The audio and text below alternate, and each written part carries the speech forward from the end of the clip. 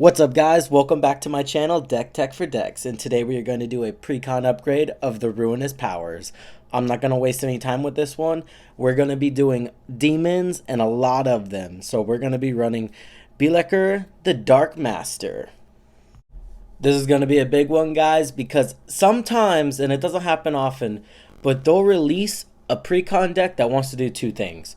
So you can tell right looking at this deck that half of this deck is split down the middle. Demons and a Stardy like Spellslinger. So it's like, do you want to do Spellslinger or do you want to do demons? Well, I want to do demons. So we're going to be cutting out 25 cards and adding in 25 cards. Without further ado, let's get into some card advantage because this deck needs it. Doom Whisperer. It might sound kind of crazy to like surveil as card advantage, but really you're just looking through your deck and you're paying life. There's ways in the deck to gain life. So as long as you're just looking through your deck, finding what you need, this card's going to be amazing in it. Vilis, Broker of Blood.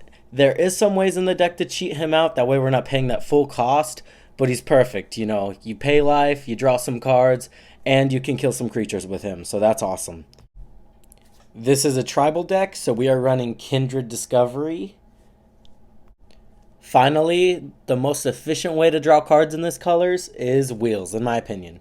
So we are running Windfall, Dark Deal, and Wheel of Misfortune. This card has a lot of text and seems very complicated, but I'm going to simplify it for you guys real quick. Whoever chooses the least number does not wheel. The other three players will wheel, and then the guy who chose the largest number takes damage equal to the number he chose. So 3 people are going to end up wheeling, and the guy that chooses the least is not. A trick for this card is if you want to keep your hand and you don't want to wheel, which we're not going to want to because we're going to be casting this card. But if, like, say your opponent casts it, choose 0, you're going to keep your hand. A demon that goes well with all those wheels we just added. Archfiend of Ifnir. This can wipe the board and keep the board wiped. I love this card.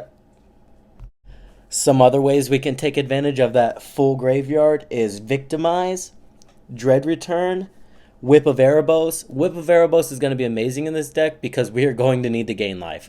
Think about it. If we're filling our board up with demons, and we cast our commander, we lose a life for each demon we have on the battlefield. Yes, we gain a card, but I mean 40 life is there, but let's try to pad that life total as much as possible while we can. Chainer Nightmare Adept. Yes, you do have to discard a card, but you're casting a card from or a creature card from your graveyard. So this is going to be really good, especially when you can just let your commander die. Because once that commander attacks racks up to 8, 10, 12, you're not playing him. Alright guys, I've made you wait long enough. Let's get into those demons we're adding. We have Dream Devourer. This guy's going to help like lower the cost of the deck a little bit because obviously most demons are higher cost. So the ability to pay 2 mana up front is really going to be beneficial. Alright, Corridor, Doomscourge. This guy is underrated and he can make it to where your enemies lose some of their best creatures. You're not taking any damage during that turn. It's basically like I'm not going to take any damage for a turn. You guys have fun and I'm just going to build my board state. Varagoth. This guy's gonna get our best card that we need to the top of our library. No, it doesn't bring it to our hand, but any tutor we can take that fits the theme of the deck, we're gonna take it.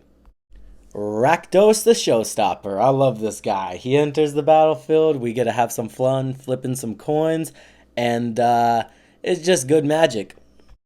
Alright, we didn't just add some demons, we added some supporting roles for demons. So let's get into those cards. We have Raphael, Fiendish Savior. This is going to give all of our demons lifelink, which is going to be amazing. He's also going to give them +1/+1 and create some tokens that we can use as fodder later. Skurstag High Priest, he comes down pretty early. All we have to do is tap 2 creatures and we get a 5/5 demon. I'll take that. Tevish Gloom Summoner. This guy's going to help pad our life a little bit, but then we're just going to spend that life for a giant demon. So, what are you going to do? But at the end of the day, if we gain like 5 life, 4 life, and then spend 1 mana to do 1 demon token, that's still going to be good for when our commander comes down and draws us a lot of cards. Finally, we added a lot of big shit into a deck. We got to cast that big shit, right? So, Sword of Hearth and Home, it's going to ramp us a little bit. Also, it can blink are ETBs. So our commander has an ETB on it, enter the battlefield trigger. We added some demons with some ETBs on them, like Rakdos the Showstopper. So Corridor, Doom Scourge. So if we have one of them on the battlefield, we attack with a demon, we get a land, we get the ETB again. This is just going to perform really good in the deck. Mahadi Emporium Master. Whenever or any creature that dies that turn at the end of our turn, we're going to create a treasure token for it. Notably, this is probably going to be either some tokens we're sacrificing or the enemies' creatures that we'll be killing. But any mana that we can generate is going to be good. Another crazy thing is, like, imagine casting Blasphemous Act and then casting this guy after that and just creating a shit ton of tokens. The Reaver Cleaver, guys. This card was literally $10 a couple weeks ago. So pick this up now. They usually don't print this stuff because it's printed in commander sets. So pick it up as soon as possible. The price is only going to go up. It's going to be like another Dockside Extortionist.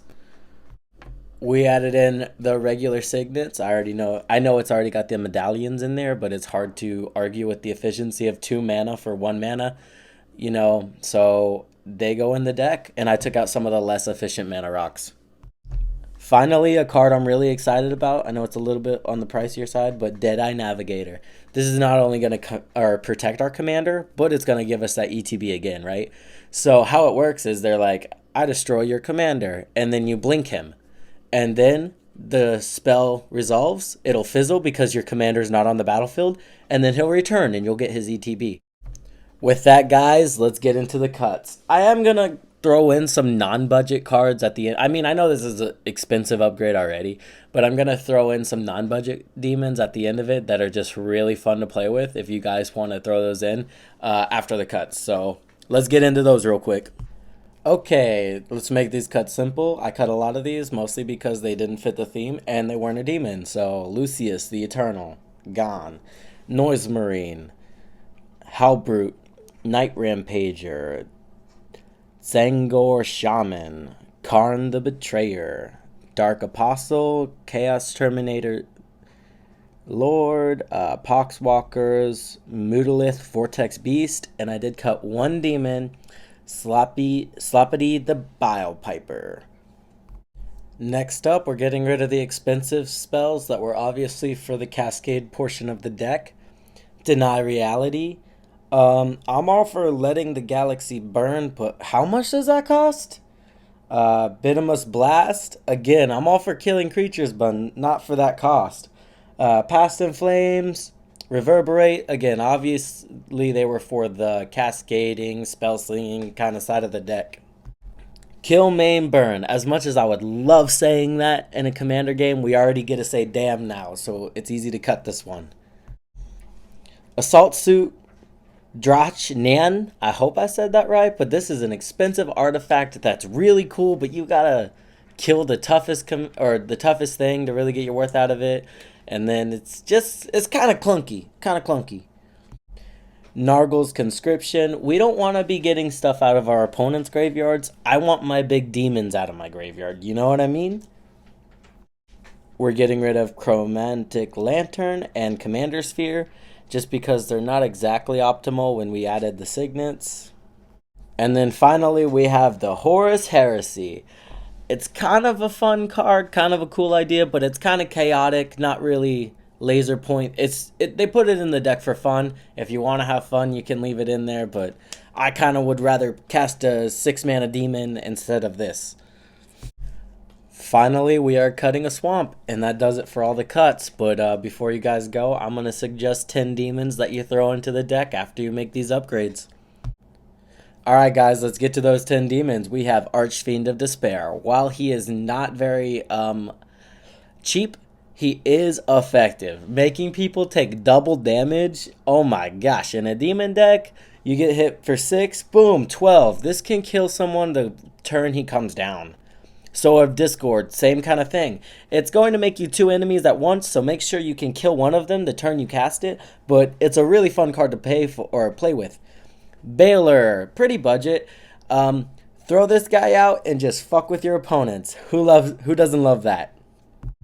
Burning Ruin Demon. This guy, there's a trick to him, right? He gets to tutor for 2 cards, and then your opponent's going to let you choose one. Here's how you do that. You search for a reanimation spell, and then the creature you want. Boom. He has to give you either the reanimation spell or the creature you want, so you get what you want at the end of the day. Rune-Scarred Demon. This guy's a little simpler. He just gives you the card you want. Rezoketh the Foul-Blooded. Not cheap, but very effective. You just tutor for the cards you want, get them into your hand, and cast them. Shadowborn Demon. This guy just enters the battlefield and murks one of your opponent's creatures. Krav the Unredeemed. This is going to draw you some cards and also pad your life a little bit. So he's going to be really effective in the deck. I definitely suggest you guys add him. Lord of the Void.